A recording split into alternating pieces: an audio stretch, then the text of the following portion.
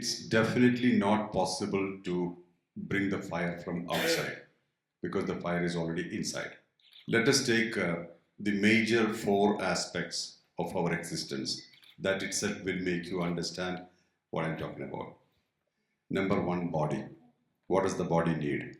It needs food, sleep, shelter, clothing, and sometimes medicine for health's sake. It needs a balanced life. To keep the body, you need to have certain things which are sourced from the external, because the body is also consisting of elements like earth, water, air, space, all those. So we source it from outside, but we need it, without which the body won't survive. Then the mind. What does the mind need? All the entertainments are for the mind. The music, the arts, the drama, all these things are to entertain the mind, to make the mind alive. Then comes intellect. What does the intellect need? All kinds of knowledge, analysis, all this is for the intellect because it's asking for answers. Intellect asks for answers. So most of this, what I'm doing now with all of you here, it's mostly answering your questions. And that's for the intellect. Because if the intellect is not happy, it doesn't allow other system to function.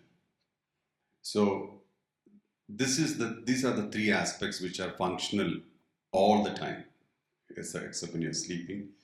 Body is still functioning, but in the sleeping time, the mind and intellect are in different mode. Then comes forth this spirit, the soul aspect. And for that, you need all these methods to reconnect or to feel, to realize. You need all these meditations, yoga, kriyas, gurus or books. All these things are for reconnection back to your spirit, or which is already there. You already know it. But then to reconnect, you need methods. If you do not get food on time, how will you feel? I'll tell you one program we were doing in close to a forest, and there were about 100 people.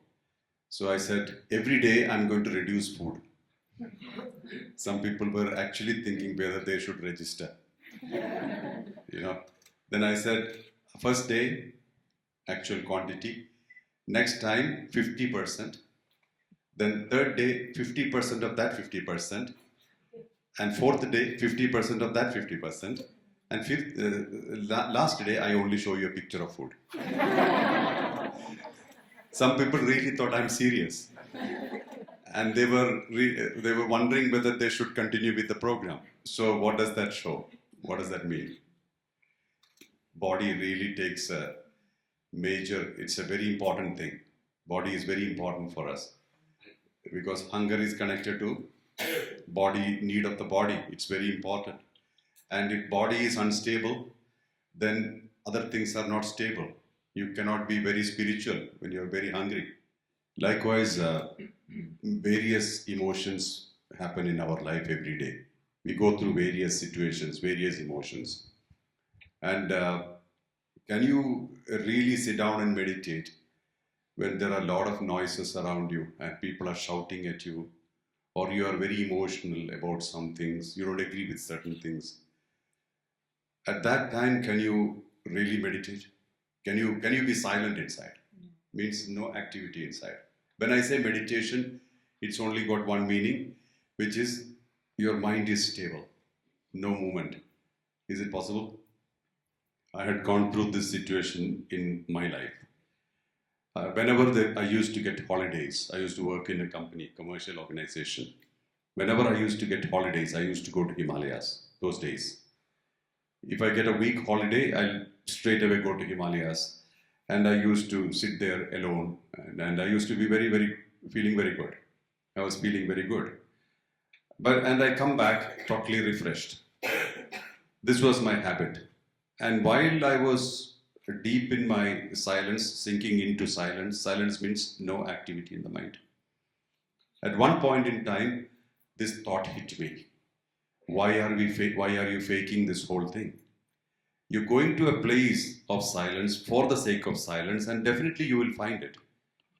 If you go to supermarket, you have to find food. It will be there. But can you carry it home unless you create it inside? Means you can definitely pay money and carry some food home, but then that's not yours. It's like a purchase you made. But what I'm saying is that while sitting wherever you are, in the midst of such noises, can you still your mind? Can you make your mind still? That was the biggest challenge. Means you are not running away, no escapism, no going to places. But to awaken the spirit, places help. Various places do help. But that is only to awaken, like igniting the inner flame. But you need to nurture the flame, carry it home, and make it yours. So you have to sink deep into your silence and become silence. Then it's yours. That was a huge challenge at that time because we are used to the external. See, we get bored, right? All the time. Because mind asks us, we need entertainment. Mind will ask for entertainment, internet, various things of entertainment. If that's not coming in, mind becomes disturbed, very disturbed. Mind brings expectation. If expectations are not met, mind is disturbed. So, this stillness that we experience, where everything is good or bad or as per our expectation or not, mind is still okay. Less thoughts, stable. Is that possible? That was the main question. So, while all these activities are happening, while there are so many people, so much of movement, try to get into that silence inside. It's a tiny little thread. But if you catch it, it's yours. You can take it home.